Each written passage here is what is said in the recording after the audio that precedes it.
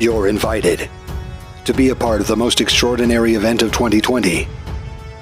A new kind of conference, made especially for such a time as this. Forbidden Knowledge News Con. May 28th through 31st, online with 14 speakers. A cutting-edge presentation.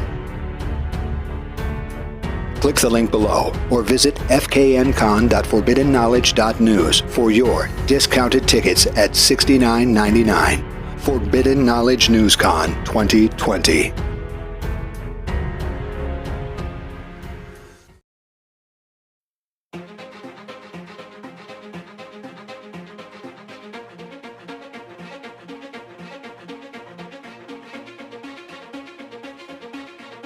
Welcome back to Forbidden Knowledge News. I'm your host, Chris Matthew. Today I want to welcome Harry Challenger. He is a field ufologist and contact reporter. In 1996, he joined Ilufon, a London-based UFO investigation group, and launched Down to Earth magazine as a London-based UFO magazine. In 2004, he took over editorship of Flying Saucer Review, and in 2010 started the UFO Academy with Catherine O'Neill. Last year, he started AIM, Alien Interaction Media. Harry, welcome. How are you today? I'm fine, thank you. I'm in near London, that's where I'm based. In Laughlin in February of this year, you had an amazing presentation. It blew my mind. Some of the images and videos and some of the theories you presented, it brought such a fresh perspective to the field of ufology, something I've never experienced before. So I'm very much looking forward to tonight. And I thought we'd start with a little bit more about what I mentioned in your bio, a little bit more about your background and what got you started down this path. Probably it was January 1996. I'd finished college, I was working in the healthcare sector. And as a sort of social service, I was traveling around with a lady who was visiting old people's homes, and I'd come along and just greet the old ladies. And I wasn't there in an official capacity, it was just like a charity type thing.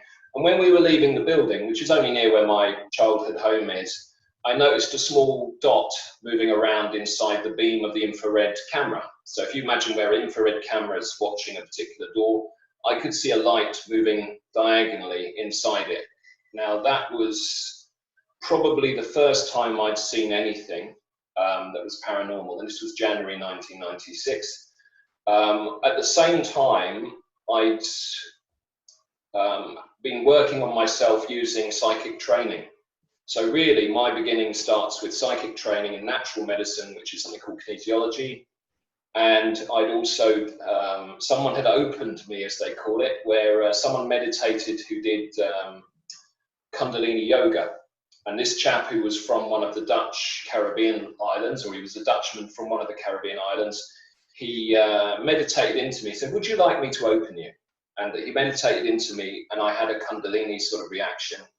So I'd really been leading up to a point where my psychic awareness had built over a period of probably 4 years. So probably from 1992 to 96, I'd been studying the meridians, the points on the body that were like energy points. And all that time, unbeknown to me, I was becoming more and more sensitive and more aware. And then January 1996, I see this light, which then begins to become an independent sphere of light as I return each time to that building. And then a large, what shall I say, a sphere of like steam. So it's like a ether. Now, fortunately, there were people with me who could see some of it. So there was an Irish lady, because I'm from the Irish community. I was walking around, coming out, and we'd see the orb together. And then this strange lights followed me home gradually. So again, I knew they were something paranormal. I'd never seen anything like them before. And I got to the point where I was in contact with what I thought were orbs. And I thought they were orbs. And most people get to that stage. Many people have seen paranormal lights. It escalated, and I started seeing UFOs, and I started seeing entities, because the actual orbs were entities. They would unfold into entities. So I was seeing the raw appearance of what an alien entity is, which is a ball of light. And then I was seeing UFOs, a lot of them. And luckily, again, I was with people sometimes when I saw them to keep the sanity level. So this is very important for newly contacted people.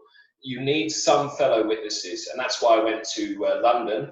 And there was an organisation called Lufos that had been around for about 30 years, and then we formed our own group called Ilufon, which was Essex and London UFO Network. I wanted to know when these entities would manifest from these orb forms. What would they look like? Well, it started off, the first one I saw was a very unusual thing, which I hadn't seen since.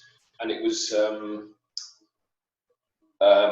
the April the 3rd, 96. And I woke up to an entity who actually had some form of aqua lung on. So it was wearing a breathing mask.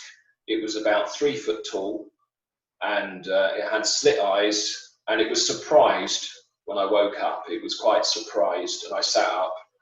And it actually, I'm not going to say it sounds crazy, but it does. It reversed time and backtracked to where it had come in and left as an orb with a ring around it. So it's the only time I've seen an orb with a ring around it, and it just left. Now, I went up the road to look for it, because at this stage I've been trying to film orbs, and I went up to, this was a lovely spring day, so this would have been April the 3rd, 96. I went up and there was a wall of fog at the end of my road into a public park, a little small park that's there. And I sort of knew that that wasn't normal, because there was no fog anywhere else, and it was very, very thick. So I walked into it and I got quite frightened, because I felt there was something in there. So it was, I'd gone in with my camera. It was very much like one of those films, Communion, you know, walking around with a camera trying to catch them. And I walked into that fog, and I got the left side of the road, and I became very frightened.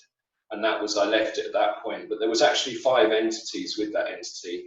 Each one formed an orb and left the room. And I did actually draw some of these entities. I can stick them up for you if you want. I was trying to think how do I just click on them, isn't it?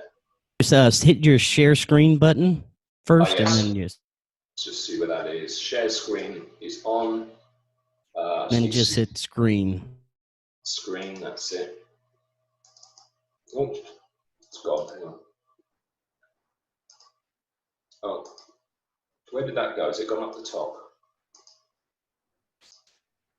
Oh, there we go. Yes, I have it here on my side. Can you see it? I just keep losing it. It keeps going up to the top. Hang on. Right, I can, because I'm trying to look at my, sorry, I haven't done this before. See what I've got. There it is. Where would I put it? Do I just click on it? Will it come up? Now, if I move that away, can you see that? Yes, not? I can, yes. Yeah, now that's, these are hand-drawn. These are not images, they're hand-drawn. And this is a woman that started appearing from about, I would say, late April 96. And she had a covered face, but her eyes were very much like an animal rather than a human. So I'm obviously used to seeing humans. I'll just pull down another one. I've just got another one there. That. Now this is the kind of colouring they would have had, so that's why it's all sort of fuzzy. I'll just zoom on it a little bit. And it's kind of like a mask worn over the face. So it's like very much like the Phantom of the Opera, sort of a mask with, it seems to be a bit feline. I'll say that for it. Is this a drawing or an actual photo? These are all drawings. I tried my best to create realism. So everything I do is about realism. And that's like what I would see. So you wake up in the dark and you'd see a face or a head sort of somebody in the room with you. And it's in a kind of ether-like smoke, but you'd see them.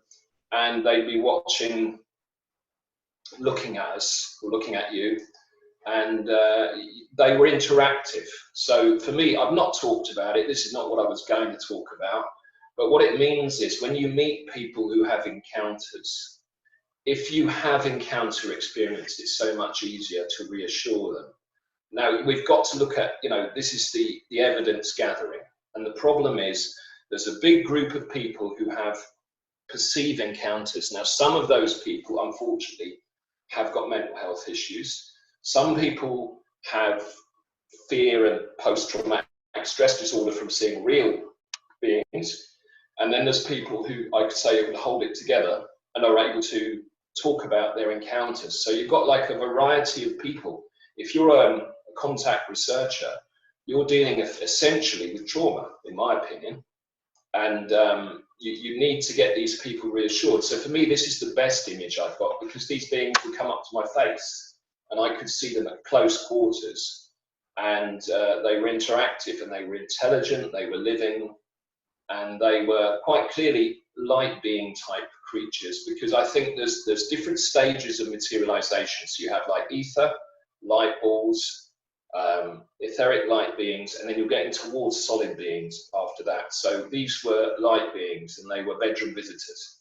So I could see them in detail, but I could also put my hand straight through them because they weren't solid. It was almost like holograms. So, you know, this is where, if you're a contact investigator, you really need to understand these manifestations. If you go in with just, oh, well, it must have opened the door and walked in, or did it dematerialize like Star Trek, that's not going to help you. These things are very different to science fiction.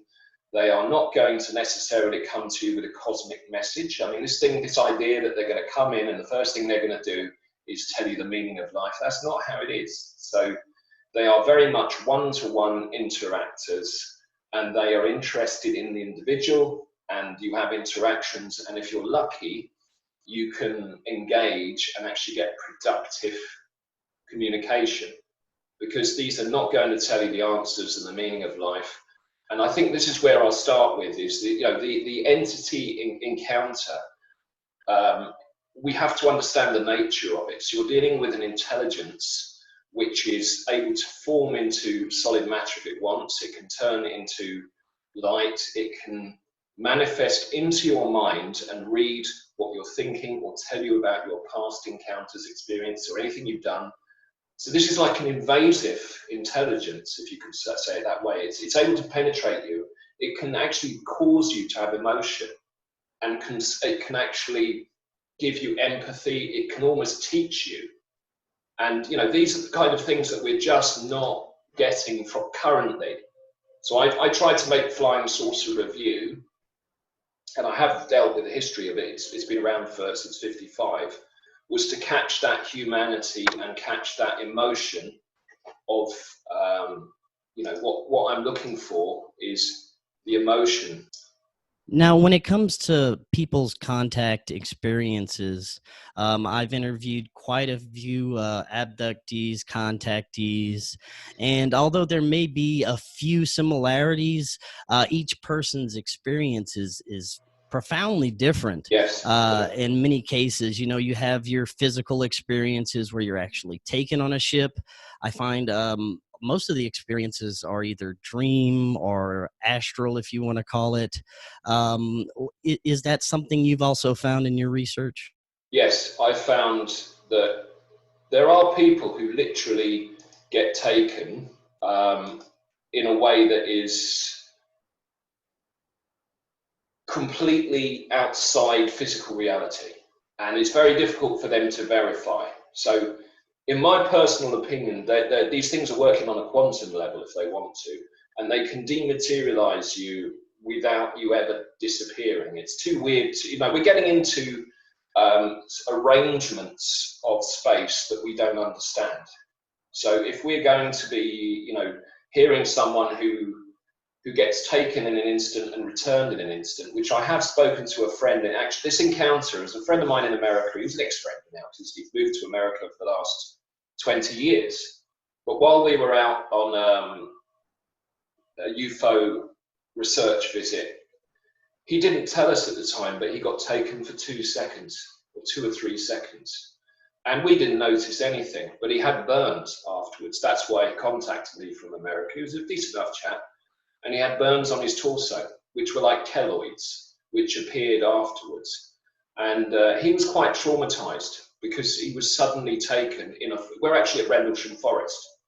And it was not really a great particular research visit. I don't really do Rendlesham. It's not my area. It's not an area that I get involved in.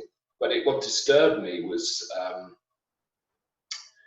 how he could be taken while we were there and not notice. And I have seen that myself. So I've been, we used to go to London and Walthamstow. We used to pick up a lot of we used to have like a very London-based group. That's what Ilufon was. It was a city-based UFO group.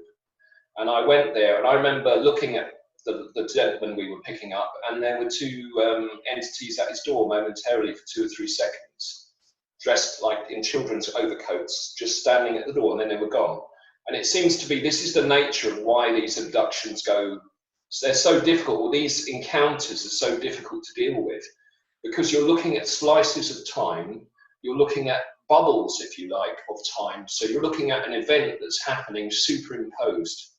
And this is why when you do alien research, when you look at witnesses and trying to understand the timeline, some people don't seem to get it, that your timeline can be a second, or the timeline can be half a second, or it can be 3 hours, or it can be a week. But it's just, you know, we have to stop thinking like humans, I suppose. We're going into an environment.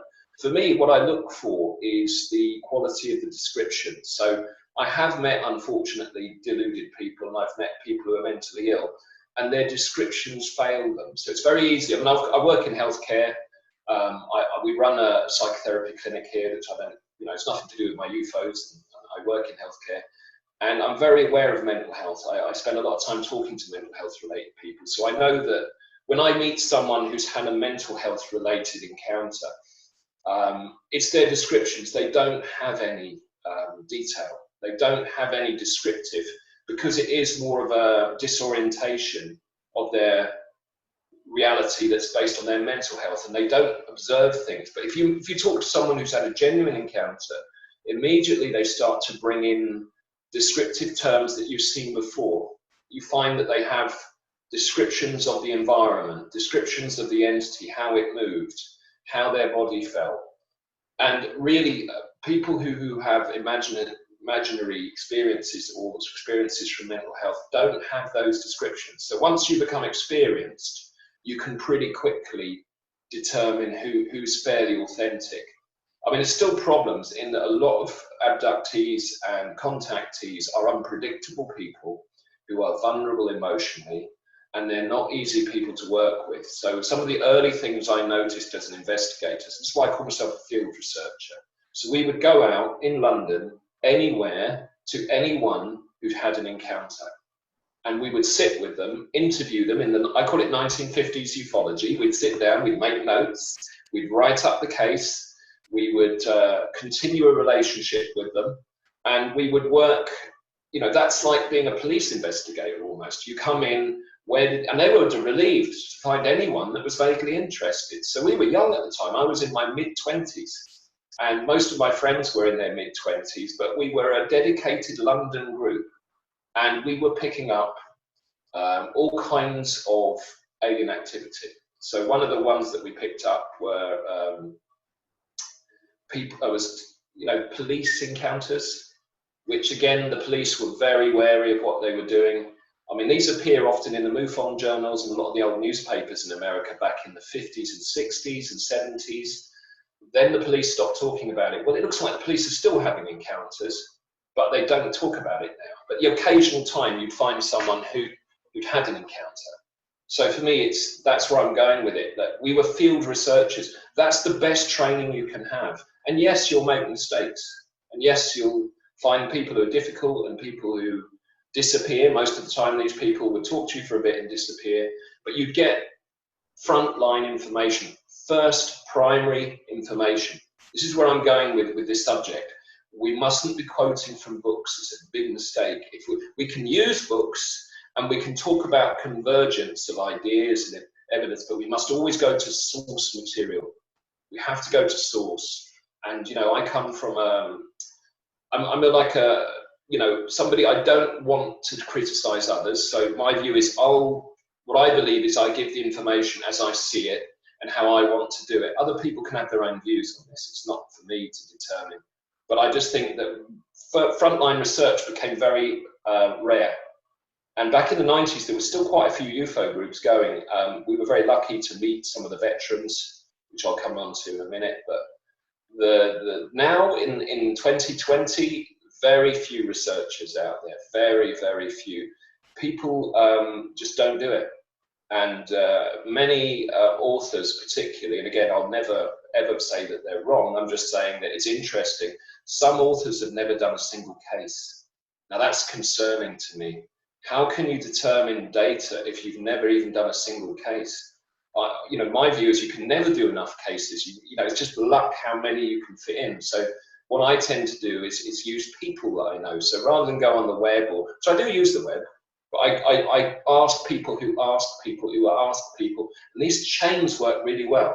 And you find cases, and then you can go to that person and you can start to do the work that you need. And that way, if you get a case that way, it's very different to finding someone blindly. Though I do find some very good cases online, but I do go using chains of networks of people. So that's what, sorry, that's where I was at.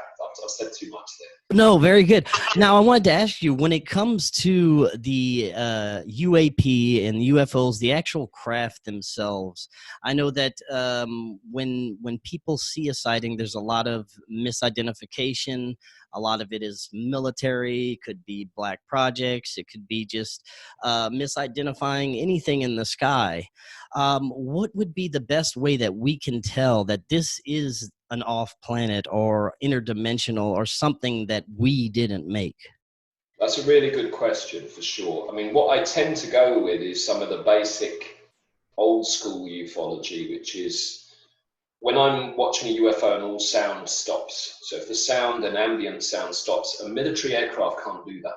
They can't control ambient sound. So a very close UFO sound sighting, you will not hear sound. You will not hear ambient sound. So that's something. For me, the drift and float of a UFO is still not reproducible by the military.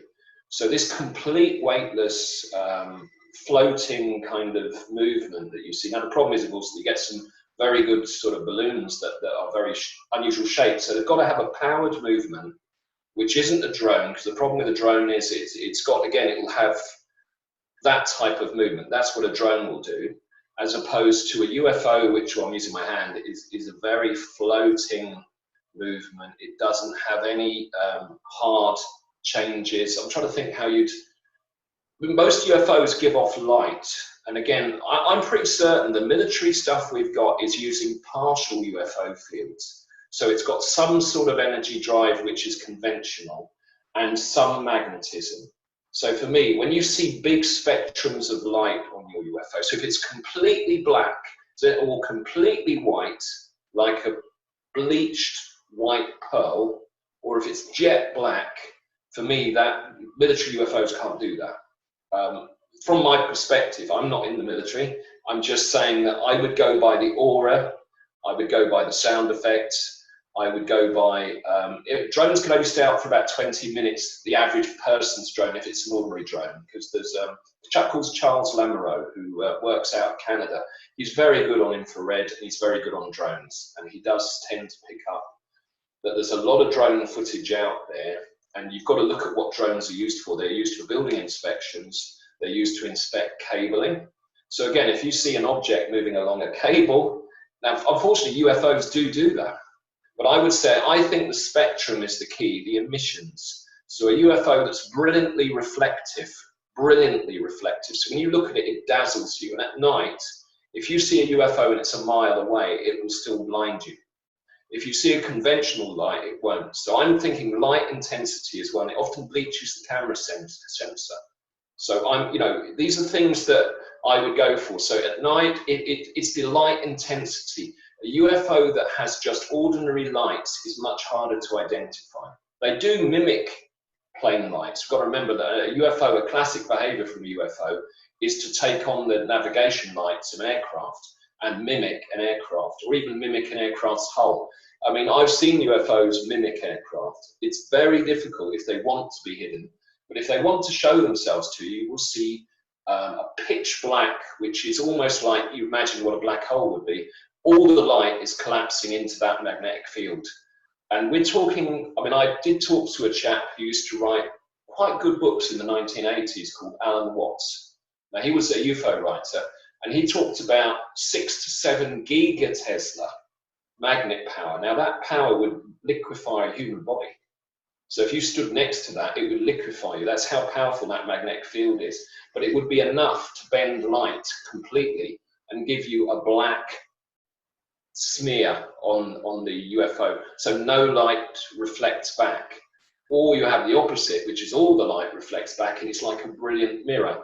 I don't think the military have anything as efficient as that. They have capacity to create fields, but they can't produce that level of gigatesla. I don't think they can do it. Now, that's just my opinion. I think we've got hybrid type aircraft, there's no doubt, but they're not like that. And they're not able to do this sort of gliding that we see. So either stationary at an angle, it will be at 45 degrees. So if you see a disc that's stationary, and this was noted by Wilbur Smith back in the 50s, a UFO will sit at 45 degrees. It's part of the field that it uses to cut the Earth's field with. It's 45 degrees. These are things you can spot. A UFO can blink out.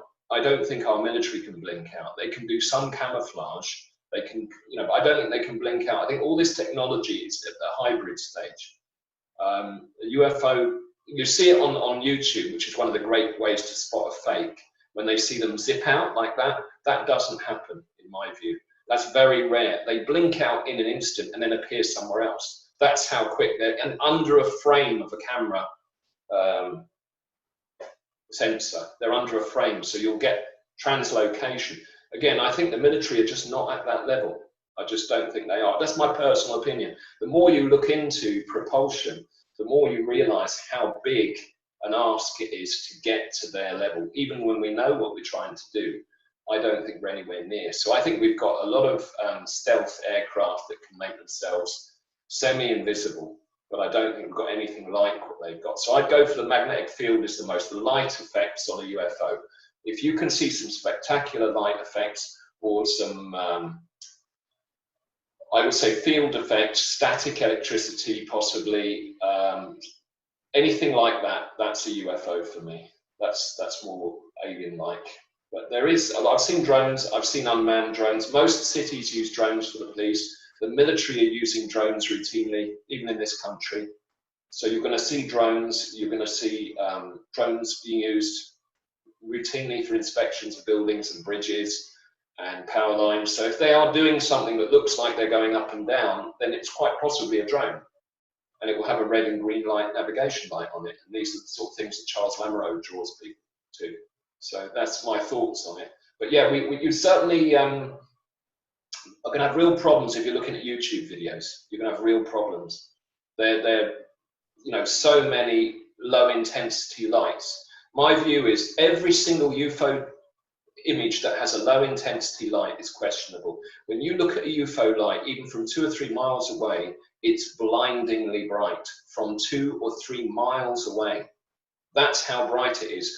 Fortunately, the hoaxers don't know that, and they have all these faded lights going around the screen. That's not a UFO in my book, but that's my opinion. Yeah. Now, speaking of genuine photos, you've put together a few photos and a couple of videos, along with some information that you could share with us tonight. If you want, you can go ahead and pull up your screen, and anything you have to share regarding this, go at it. Yeah, I'll try and take you through. I showed some stuff at the Lachlan event. I'm just trying to see now where my... I think it's on there. Let's have a look. Yeah, the presentation in Laughlin was mind-blowing. Images like I have never seen before. Absolutely fantastic. This is one of my favorite images. Now, these were from Sussex. People can believe or not believe what they want to believe. For me, it's the light. You see the light quality of that deep red. For me, that's UFO colors are very vivid. They're a form of, like, I describe it like paraffin running on a surface. The kind of refracting light is so different on UFOs. Thankfully, the hoaxers haven't got a clue what that is. Like the how to create the palette that a UFO should have. That for me reminds me. I know it sounds weird. But this particular image reminds me of a scar, if you like, almost like a symbol of like the gulf between us. Like we're so far from getting close. And for me, that image, in particular, it's actually a two-layered disc, which again is understood by ufologists. There it is again, it's sort of a side view. Now, unfortunately, a lot of these pictures are less than satisfying. There are pictures where it's in the middle, but what you're looking at here is a two-plate UFO, which are described by many, many people for many decades. So let's just see where we're at here. Just see what that is.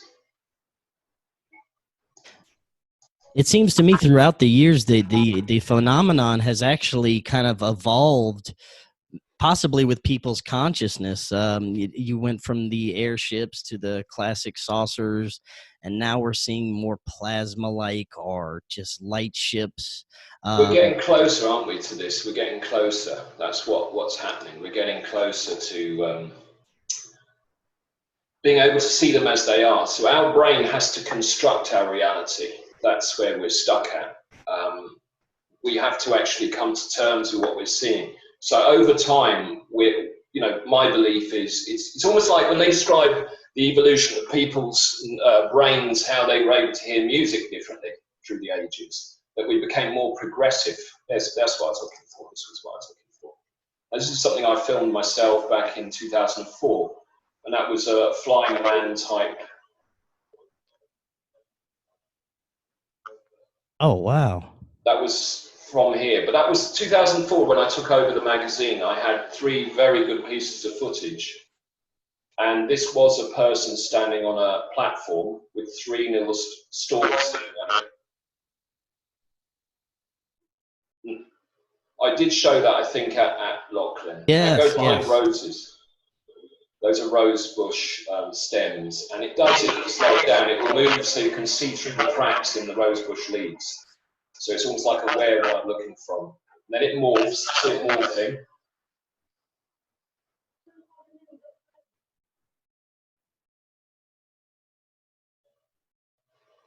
Unfortunately, I then zoom out so you can see how far away it is. I've seen a few videos very similar to this where the object appears to just morph into different shapes. This is the mystery of UFOs, that no single UFO shape needs to stay as that shape. It can change. That's where we're at. So going deeper into there now, you'll see me. He's now a man in a chair. It's become like an ejector seat flying. And then I run out and I get him dropping like an insect type movement. So also, if you hear me, because I'm a bit experienced by then, I thank the object for being there. So this is like, when you get like familiar, you actually do try and have dialogue, even when you're trying to film and you're trying to make sense of things. You can still talk to them. And that's what most good contactees teach you, that even when you're in a contact, you can be talking and they'll hear what you're saying. So there you go, it disappears out the picture. I'll stop that now. That was fascinating. Well, that was an interesting piece, because for me it's very personal. It was, you see, what I believe is, and this is what my ethos is, if we get closer to them, it's because of our actions and the way we interpret and evolve into their space, if you like. So to get into their world, we're going to have to understand that they actually fly. These beings fly. I mean, I've seen them do it. Again, it's very disturbing. It was probably back in '96. And I was standing outside a clinic I had in London, and I watched one of them fly past at about 100 feet. Now, for me, what was interesting, there were some ducks flying along because we were next to a lake. We were based next to a lake in London, or a reservoir. And the ducks could see this thing coming up behind them, and they flew in a panic. You know, the ducks were trying to get away. And for me, it meant the ducks could see it, I could see it. But if they are able to do this, and that's what that object you just saw was, it was like a flying chair. Now, I've only ever found one picture from an Italian UFO journal called UFO Notiziario, which means UFO News. This is what I saw, a figure in a kind of padded clothes with a helmet, which is exactly what I used to see. That type of helmet was what I was drawing earlier, if you remember. Now, I don't know where this came from, this picture. It's written in Italian. It says a mystery photograph. I don't know what Kinesi means. I wish I could speak Italian. But for me, it is that's what I saw, this strange figure. Now, it looks something like Star Wars, but I can assure you it's not. And a floating flying man tells you how different they are to us. Because when they visit our city, they're flying over the top.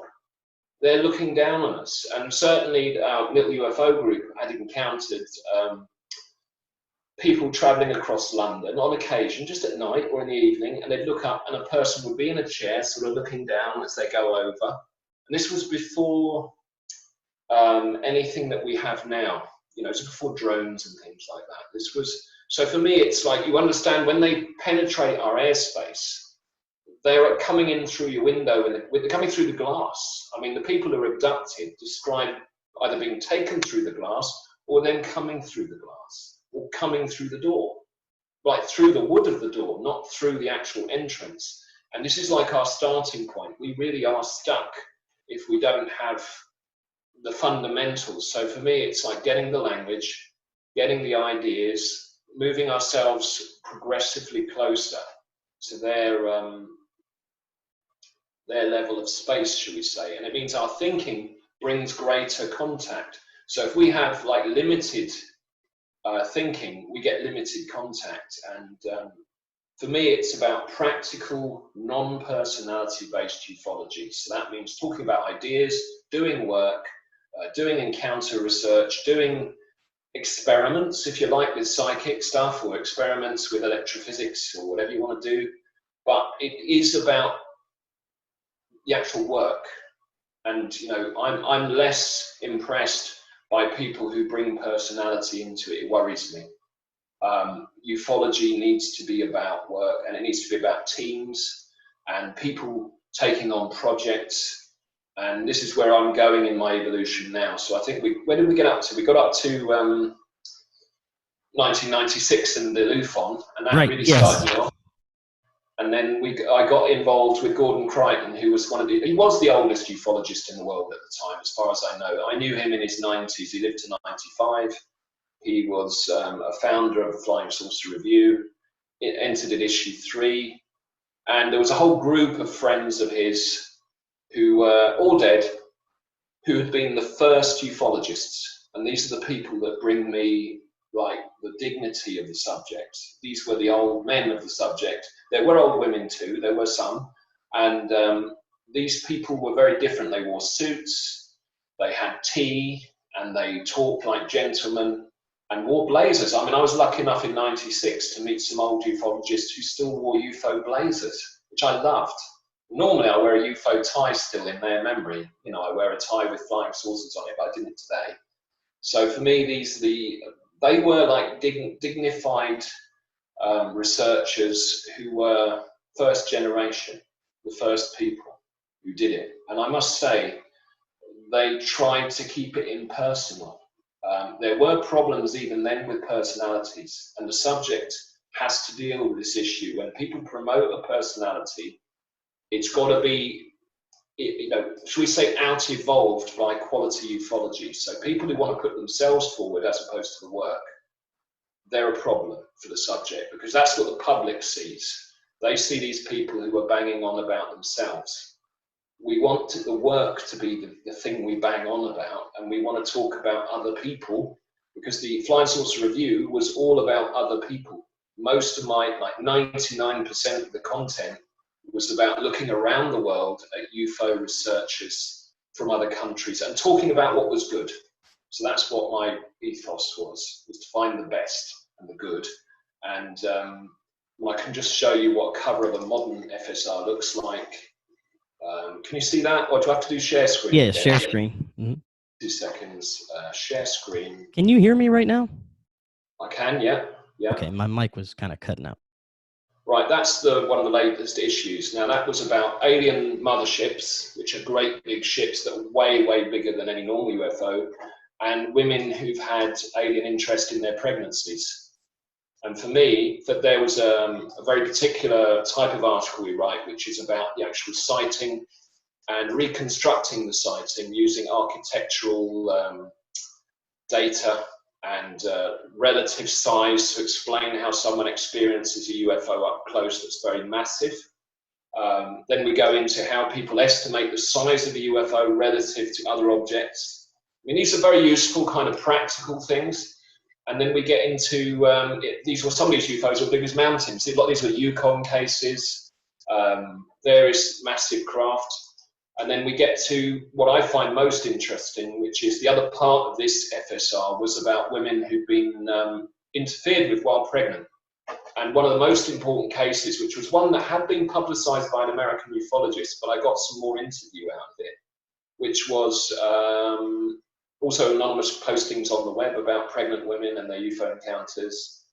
Let's just see where we are. It's probably just coming up. The alien in our children's bedroom. And this story was about a person, I think it was in Nebraska, who had a UFO come into his children's bedroom and shine a light through the wall. Now, what they didn't realize at the time was the light was shining through directly at the pregnant mother in the next room, through the wall.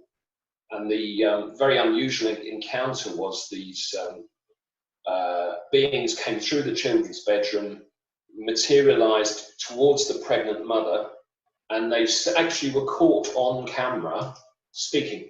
Now, the weird thing is they spoke in English, which is insane unless they wanted to be observed. And the phrase they used was, "They must not know," which is a fairly sinister comment, but they also were talking about what they didn't realize at the time was that one of the fetuses had failed. There'd been twins and one had died. So there was a single fetus. And these beings seemed to be alluding to the fact that one of them wasn't alive. The life force wasn't right. So the lifeline. So let's just pop back. But because they spoke in English, we have to assume there is no lifelight, we cannot let them know. That's the phrase they use. On a camera, it's picked up on a phone camera, and the kind of blurry entity in the children's bedroom. And there's no lifelight. It was later they found out that she lost one of the fetuses. So they were looking specifically at a pregnant woman's tummy. Now, this got into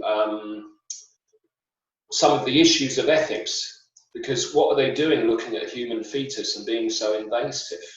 Well, that's a recurring theme as well, is interactions with pregnant women, and even cases of people seeing hybrid children on ships, possibly their own hybrid children, this is things the like point. that. Yeah, this is exactly where because I've actually written a piece, I'll read it out to you to give you an idea of what we talk about.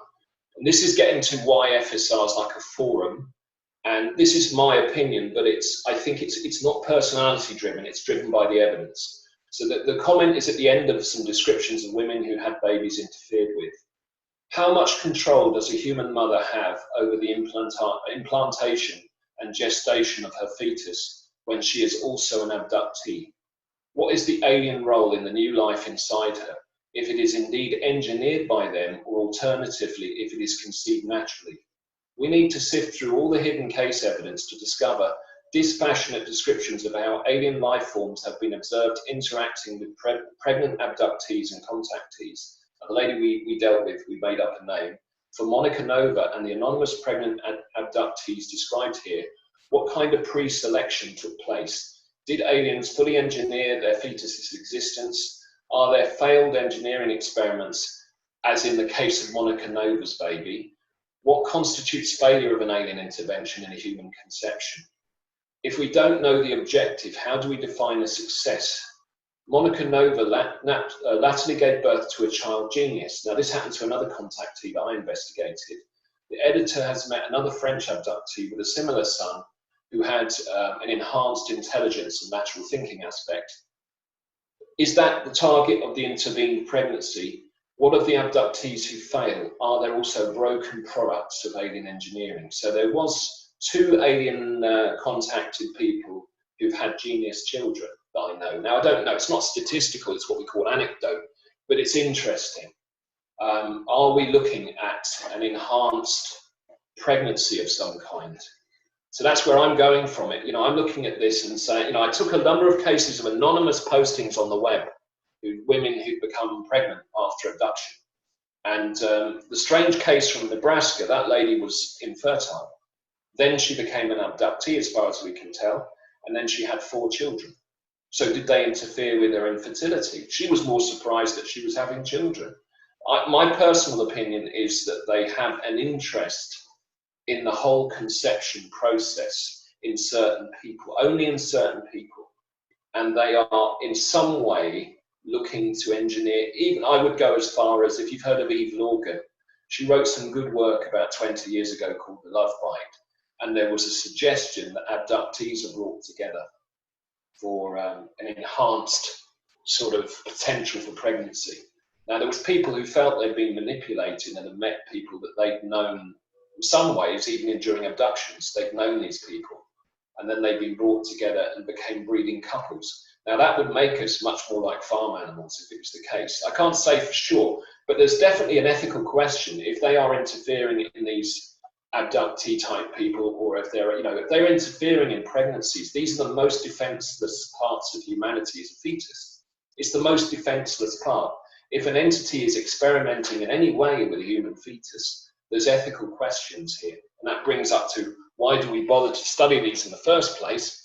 Well, we've got to be studying them because there's some things which are questionable that are going on. So, for me, the whole idea of manipulating human beings, we don't know if we're like most people are comforted by not knowing.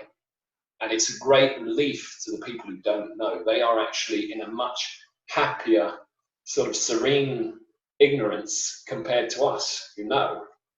And I often find people don't really want that veil pulled back for that reason, because they have to carry the knowledge of knowing. So, for me, the more you inquire and discover, the more uneasy you feel about the autonomy that we supposedly have, the influence that we have. Yes, and it can be positive. There's no doubt that there's a possibility that they're enhancing us, but we don't actually have any say, or we don't even know what the processes are.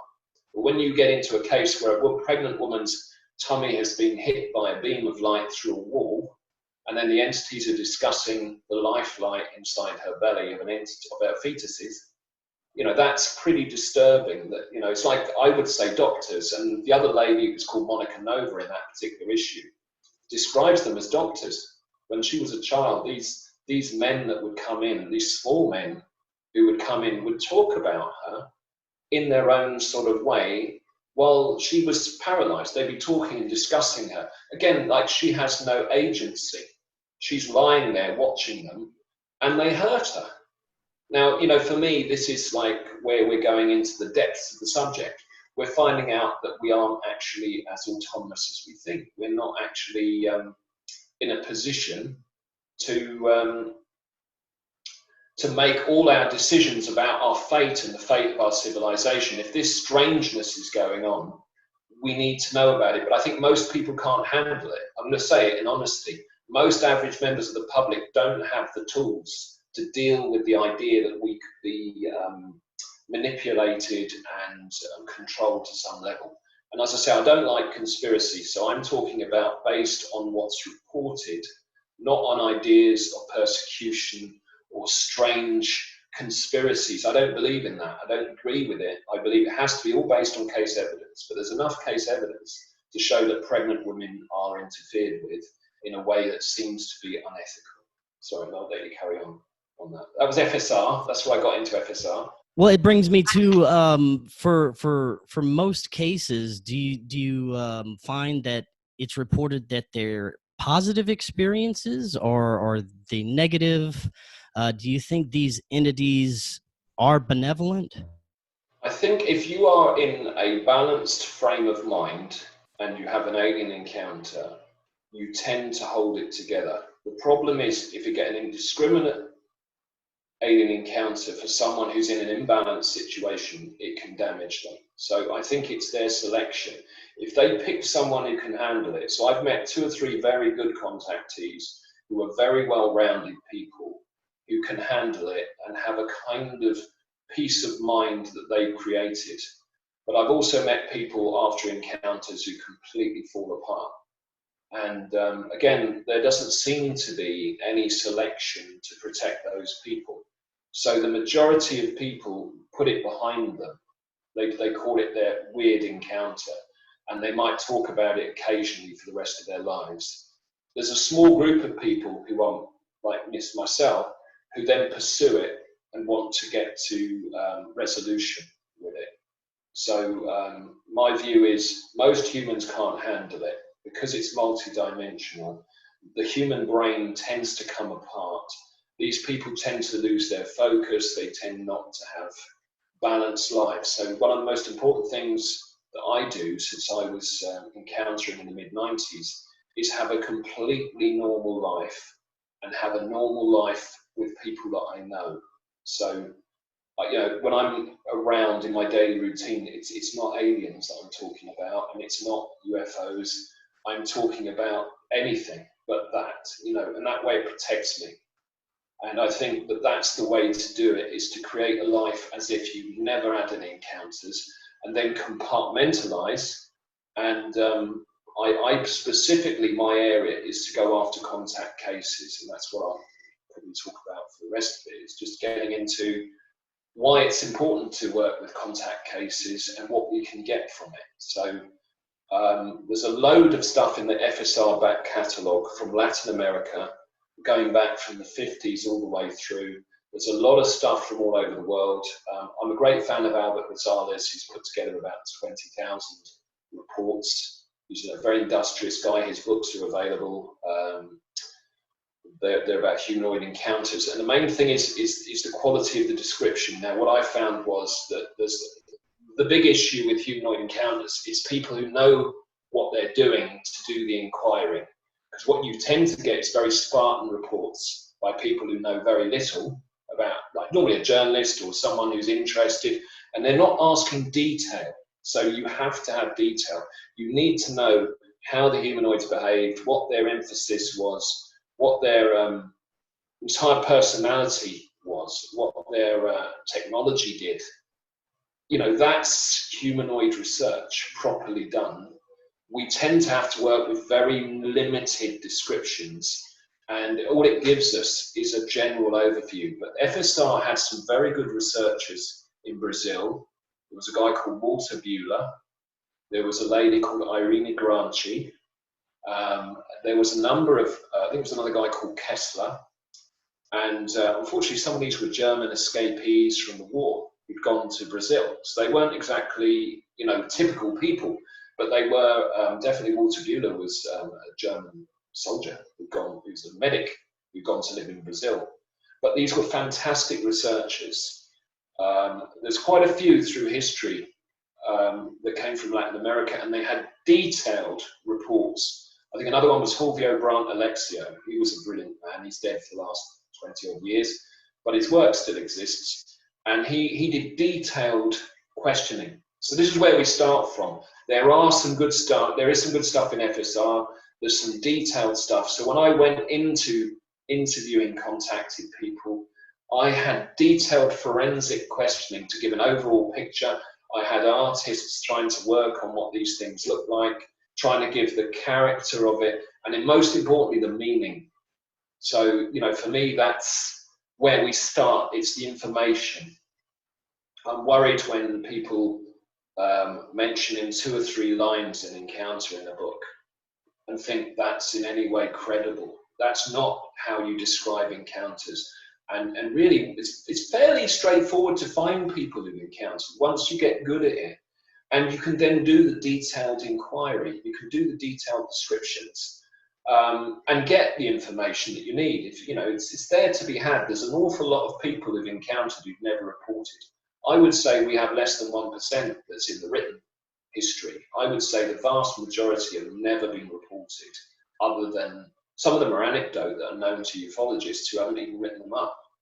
And often when you get ufologists together, they'll tell you stories and cases that have never been written up. So there's vast amounts of data, but the most important thing is the solidness of the encounter. You want to know how these things occurred. And what you find is getting into the alien agenda. What were they doing? What were they interested in? What were they trying to say or do? These are the things that, like, these are experienced ufologists, which there are very few field ufologists now, so we're a bit stuck. There are some good ones around, but there's only a few. And we really need to get to the solid ground again of good reports. So maybe rather than having 10,000 indifferent sort of short reports on UFOs, if we had 50 good quality encounters written up properly, we'd learn more than 10,000 badly written UFO reports. And it's detail, that's everything. So for me, I've got a job, I've got a life, and you haven't got that much time. But if you find a good case, get it written and get it on the web. And often I've found, witnesses on the web who then you can interview in detail, and most of them I stay in contact with. So for me, it's to get the descriptions of how these. There was a very interesting pair of descriptions that was in my first issue I did, which was, I think it was 48.4 it might have been, and it was about two very similar encounters that happened.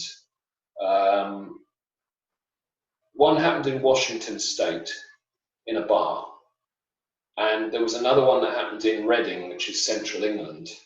And the chap in Reading and his friend were taken on board. This would have been about, 92, 93. And they get the classic screen shown to them. And they see, this is something that's seen very often, slaughtering, civil war, natural disasters. And this small kind of female, very feminine alien woman says to them, some of you are destined to witness suffering as humans, and some of you will be the sufferers. Some of you have suffered in past lives. So straight away they're going into what they're interested in about humanity, and they bring up past lives, which is something we don't even understand as our own time. We don't understand it. And this very strange thing happened. She points to one of the lads who's in trance, and she says, he's going to suffer in this life.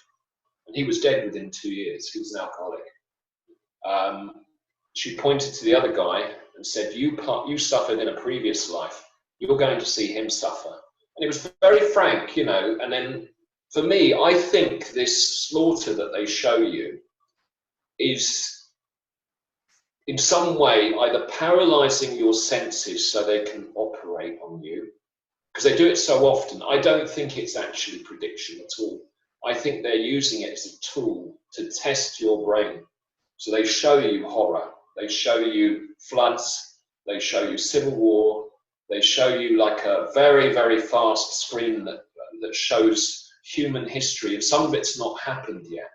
And people come away and say, I've seen a prediction, there's terrible things coming, but I'm convinced that there was a good case from Venezuela, I think, that I picked up from FSR. And in it, these three doctors are approached by a tall humanoid who then talks about an ecological disaster to them. But luckily, one of them says, as he was doing that, I could feel him in the back of my head, looking into my mind. So he had me totally absorbed with what he was saying about his message that was going to be about stopping the crises that were coming for the world. But in fact, he was almost picking his pocket in his mind from behind while that was going on. So I start to think that these predictions of end world and end time are purely a tool to either assess our ability to have empathy or our higher selves, or in some way to manipulate our extremes of behavior. And they're testing us. So if we take it literally, then we're there to, if you're passive and you say, oh yeah, the world's going to end. Yeah, that just tells us. I wonder what that would be. That is a passive way to look at it. You're dealing with an intelligence that can travel across vast distances, that can dematerialize, that can read your mind. It can move your body on board a craft without other people noticing. And then it can embed information in you that change you for the rest of your life. And if we just take it literally that they're going to show us a few future images, I don't think they are. I think they're looking at our awareness, and they're looking at our capacity for psychic ability. And I think that they're manipulating us to try and create something closer to compatibility. And I think it's all manipulation. And I don't necessarily think they're doing it because there's a philanthropic reason they come to save us. I think that they have a vested interest in evolving us. So the faster we go, the more they're interested. The quicker we pick up on advances, the more they'll give us. That's where I'm coming from. So I'm sort of a believer in the diplomatic approach from the world of ufology. I think that we have to have a much more direct approach to the alien intelligence where we interact with them. So I was very strongly affected by early Stephen Greer. I mean, I don't want to comment as he is now, but his early ideas that you interact. I felt at the time he was the only person saying that in the early 90s. And I remember seeing his video and I was outwardly totally shocked by the concept, but it was so correct that we go and initiate. That was spot on at the time. I don't comment on the rest of his stuff because I don't feel it, I'm not a political person, but I do feel that his original idea of engaging and interacting.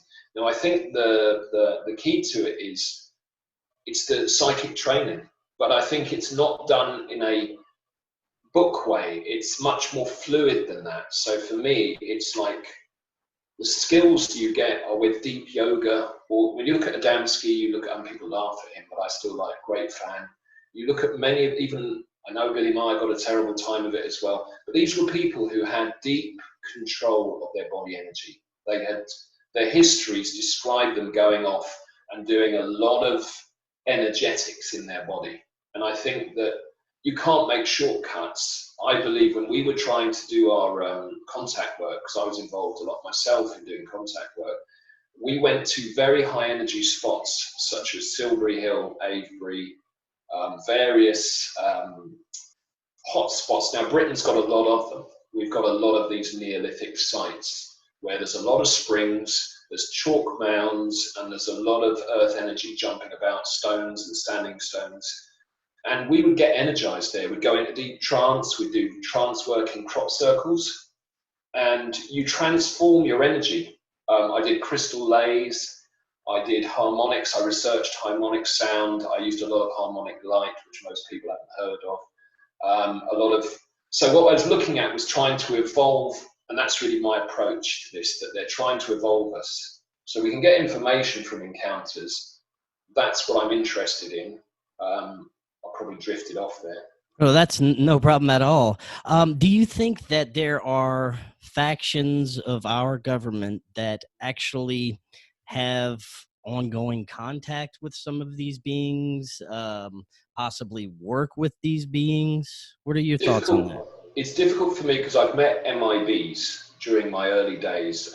We were very scared. When we started seeing UFOs, I was out in a group with UFO. We'd go out, we'd try and encounter. We'd have close encounters and we'd see these strange people who would appear, who were policing the boundary. So on one occasion, we were next to a ploughed field. We knew it was a good contact spot. We had some close UFO contact. And this Land Rover, this is England, strange. And these men were jumping out of this Land Rover and running along behind in the middle of the field. Now that was MIB for sure. Because there's no reason for men to be running outside a vehicle and running along behind. They were like falling out like ants out the back of the vehicle. We had some big encounters that night. I certainly met two MIB in '96 next to the famous DNA crop circle. And I also got an MIB phone call. Now at the time we were using a car that didn't have a recognised logbook, so we weren't traceable. And I got called and interrogated on the phone by an MIB. So I think what I'm certain of is that there's a policing group between the alien beings and the members of the public. And we are, a number of people I've met who've run into these. Now, people might mistake them for our own authorities. I've never really, FSR's published stuff, but I've never actually had any evidence myself.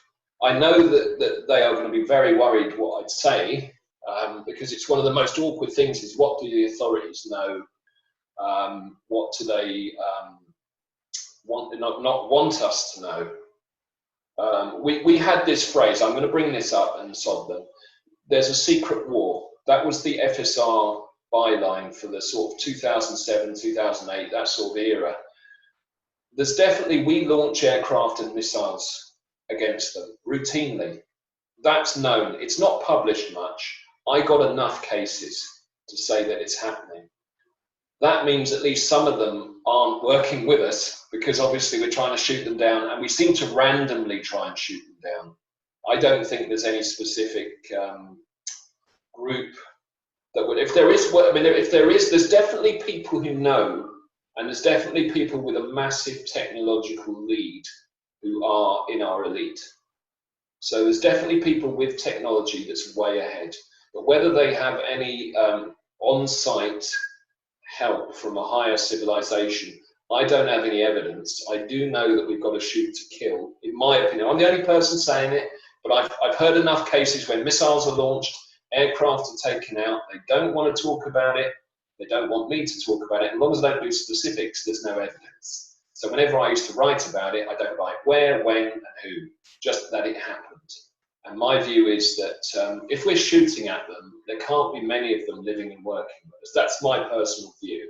I think we'll launch and we'll do airstrikes against them. Somehow that material has never, ever come out. So no one's ever filmed aircraft having dogfights. Now, my view is the MIB would stop it. Does that make sense? That if you had that footage, if you had a film of an aircraft fighting a UFO, that police force that I've mentioned would take it. They'd never get it out because it's too disturbing for our civilization. But my view is that certainly missiles are launched, drones are launched. There's new super drones that we've got again. I'll be in trouble, shouldn't say it. Drones are being launched that are not like normal drones. These are super high speed ones.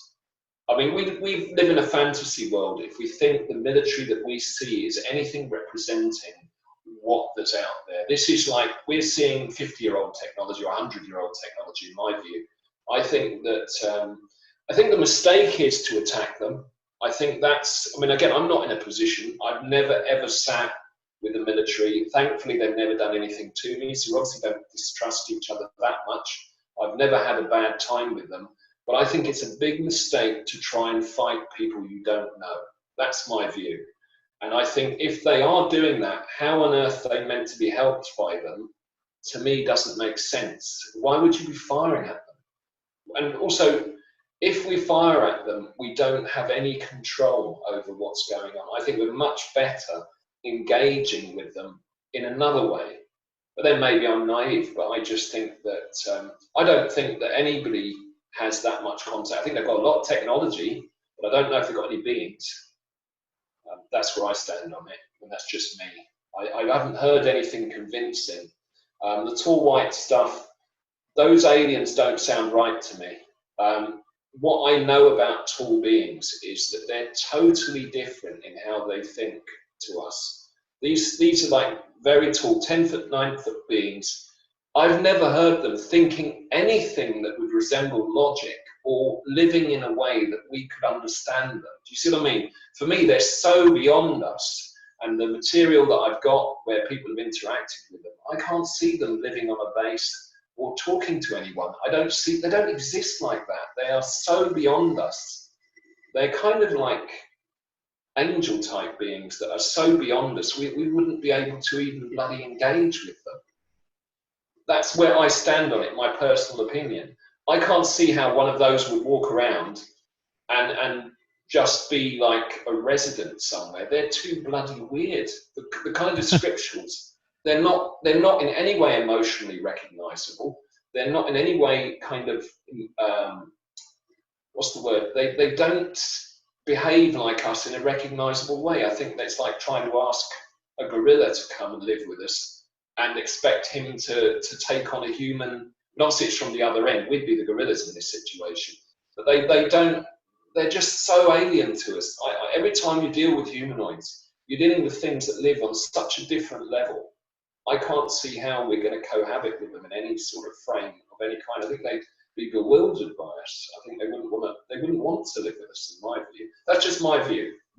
I mean, now, Harry, we have just a few minutes left. For the last few minutes that we have, I know that I'd like to do another show with you more about humanoids, but you were showing me an image. It looked like a gray alien earlier. I thought maybe you could show that image just to kind of give a little teaser for the next show. It is absolutely fascinating, and then the story behind that image. Well, this is difficult in that people are quite skeptical in ufology and quite rude Right. to each.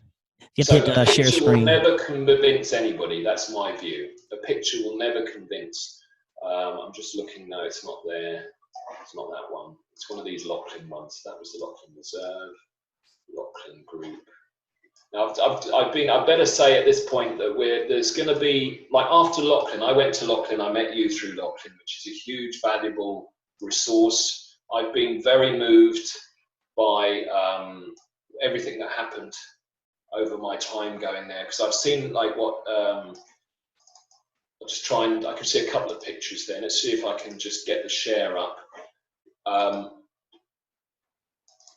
There you go, can you see that?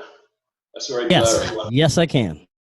That was taken on board a craft with a living wall in it. That strangeness behind is a living wall. It's never going to prove anything to anybody. I mean, there's images where you can see the texture of the skin, etc., which for me is more convincing. Now, for this particular image, is there any type of story behind it? Yeah, it was a difficult case because people's passions. Would you be able to pull that up again? I think the screen went there. Let's just get this up again. Let's see if I can get it. Oh, I'll put another one up as well. That was that one. Do that one first. Where am I? Share screen. Put that up again. So there are clearer versions of that in our other one. That is, what I like is the light quality above it. You know, I said about blinding light. And light that doesn't spread, that would be the thing. You know, when you said, how do you recognize a genuine UFO?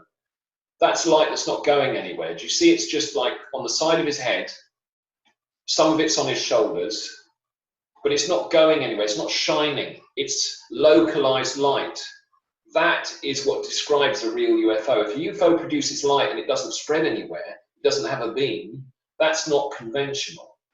So if I can just... And these beings allowed him to photograph them? Yeah, he had, in my view, because I've recently had a UFO encounter there again, so it's very difficult because there are skeptical people. I had a UFO encounter there. Can you see that one? Is that a different one? Can you see that? No, we're still on the same one. Oh, God. Let's have a look. I'll put that new share. There we go. Put it on that one. Do you see that? Now, that's a movement artifact in that, but that's a skull bone there. Can you see that? Can you see that one? Yes, see that one, yes. Yes. There's a skull, there's a maxilla bone there. There's a skull eye socket. There's a, what we're looking at, that's a movement. That was taken outside, as far as I remember, under a tree. And that being wasn't visible. But when it was shot, you get a skull, and it's a movement artifact. But this is a particular type of species. This is, see if I can pull something else up, because I did show you that earlier as well. Yes, those are amazing. Well, it is in that they're not good enough to say that they're definitive, but they are representative of what humanoids are. So, see if I can get that up. There's the one I like there. I'm very fond of her. If I can move that away. She's taken down a lane where we go. I mean, she has blonde hair that goes back like that. There's a strange black sort of object that's on her back. Again, there's a lot, this is a very strange picture. It's a very strange picture. But certainly for me, that type of entity is something I've seen. I know other people have seen that type of entity. They'll only allow a certain level. These are, like I would say, low res, low contrast images for a reason. They're there because people are going to get something of an idea what they're like, but without going anywhere near the kind of, what's the word I could use? The kind of reality that you'd want to, and I'll put that one up for some UFO stuff, which is, again, it's not perfect. I'll just get back onto there. Where am I? I can't get the share screen up, can I? Let's close that one. Okay, now good, I can get that up. These sort of strange pictures. Now, again, a skeptic will say, well, why is that blurred? You're going to get the sharper versions of those. They are alien craft. They're giving you what they want to give you, if you see what I mean. They're giving you what they as far as they're concerned, in my opinion, that's revealing what's the word? An image that will be representative of what the kind of world that they come from. But I'm certain that they're much weirder and stranger than we really know at this stage. So we're holding on to ideas that won't serve us, because they're not going to be integrating with us in the way that we want them to integrate until we evolve quite radically, should we say. There's a lot of radical evolution that's going to come out of this. That's what I think. And that's kind of what I'd like to close on, is with this evolution, with people waking up, with more people, coming on board with the idea of life outside of human life, outside of the planet, other dimensions. Do you think that this contact and communication will become more of a normal thing and more often? I think there'll be radical changes in how people go about doing ufology. I think the kind of internet ufology has been a lingering death, shall we say, for the subject. We've come up with this thing called triumvirate, which is the guys who met me in Lachlan, which one's called JP, who's an Englishman like myself, and there's John Enoch, who's a phenomenon in his own right, and myself, and we're going to have our own little talk shows to try and move towards this internationalism that's coming. So there was a very interesting development 2 years ago called the Five Continents Movement, where nations tried to get together to create a UN type organization. I think that will happen, but outside the UN. That's my personal opinion. And I think that we're going to be radically different as ufologists. The days of us putting up with being at each other's throats and fighting for the limelight, hopefully are going to come to an end. Because that, for me, is what killed ufology, was people fighting for crumbs and losing their dignity and forgetting about the higher self. You know, this is what ufology is about, regardless of our backgrounds, because we're all human. None of us are perfect. None of us have got anything different to any other human being, but we can be self-aware that this is going to drive us to some new behaviors, and some of it will be radical psychic developments. I think technology developments, the way we see the world is going to change, and we need to be on a different plane to get in with these beings. And if we're going to achieve things, it's going to come from work. So passive speculation and proclamations, and people with conspiracy ideas, which I shudder at the idea of not doing any research. If you believe in conspiracy, you've got to get in and get the data. And for me, the idea that we are going to be dealing with secret societies and things, I don't think any of that really is relevant to ufology. It might be useful for other things, but what we're really dealing with are entities that are so evolved that we really need to start getting into their world. And that's where I'm coming from. That, you know, and of course, I believe it's a world issue, and there's very talented people in ufology. Don't get me wrong. I don't mean that. I've met so many people in Lachlan that I was impressed by, and but what I mean is, it's the behaviour to in this environment.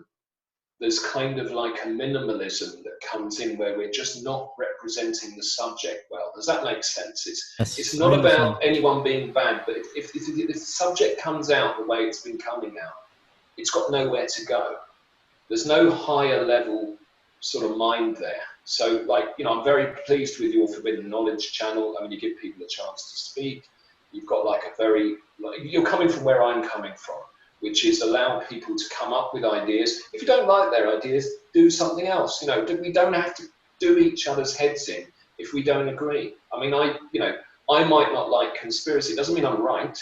It just means that I feel that the aliens themselves are so blooming weird. We've got to focus somewhere on the alien stuff, you know, to leave human society alone and just deal with alien encounters and try and understand them, and then try and communicate with them and have diplomacy with them.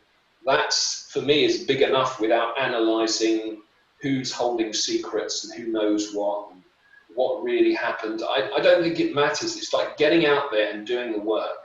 I mean, I suppose it's frustration to a degree that we've got such a poor level of public perception. You know, that's sad for me. Like I say, we all can change. I mean, I'm sure I've been an arse in my time, and loads of people, we're allowed to be. It's just what we do it work-wise matters. That's what matters. And like I say, we'll have to learn to forgive each other, I suppose. These will come back to the humanity side of it. Forgive each other, allow each other to disagree, allow each other to be respected regardless. You know, that's my view. And then try and be internationalists. So try and, I certainly think FSR was the, and even UFO Academy was the idea of bringing the world together. And one of my happiest moments at UFO Academy is meeting people from other countries coming to see a UFO talk. That made me happy. And I still believe in, that there's better to come, that we'll have a much better quality media. And we're not going to be these people fighting for crumbs. I think this is the mistake. We really have to respect each other.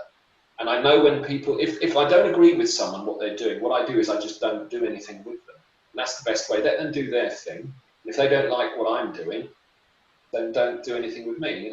But I just want to give people maybe a bit of optimism that there is high quality to be had out there. Some high quality stuff. I think it will be a much better ufology once people get their heads around how weird these aliens are. We're definitely not representing them anything like as crazy as the situation is. These beings are nothing like us. And I think that's where we've gone wrong. So I took the example of the tall whites. All I'm saying is maybe that guy deserves respect. I don't know his work. All I know is the idea of a tall white living in a base with humans around them doesn't make sense to me, because they are so different. They don't even have bodies most of the time. They have bodies when they're in our presence. These things operate as non-physical balls of light, or they exist as some sort of strange reality that we don't understand. They come together and sort of form up and become a tall human in front of us. God knows what they actually are. They've evolved beyond bones and flesh. They're not things like us. And the idea that they would live alongside us, yeah, we'd love it. I'd love it. If they do it, maybe I'll stand corrected and someone one day will prove it and I was wrong, and that's fine. But I can't see a being that can be a blob of light, that can penetrate your mind, that can move through space and time, that can read any piece of information and have all knowledge available to it, is going to sit there and live alongside you in that way. But then again, the friendship case had them making omelettes and smoking cigars. So I think they do seem to come into our reality and take on our, because that's the weird thing, the Italian friendship case, they smoke cigars, they drive Fiats. Then maybe I've just contradicted myself there on that one.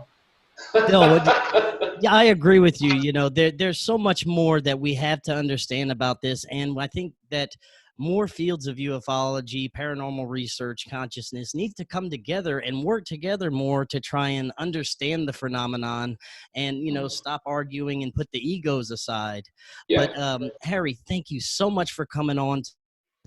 Interesting and fresh perspective, and I can't wait till we do our next show. Before we head out, is there any information if people want to know a little bit more about your research, where they can go to find it? Well, there's definitely Triumvirate about to come out, so that'll be a very interesting thing. I've got to put it up as a UFO channel, a YouTube channel, because it's Triumvirate. There's no one else who's going to be calling themselves that. It's going to be our little talking group.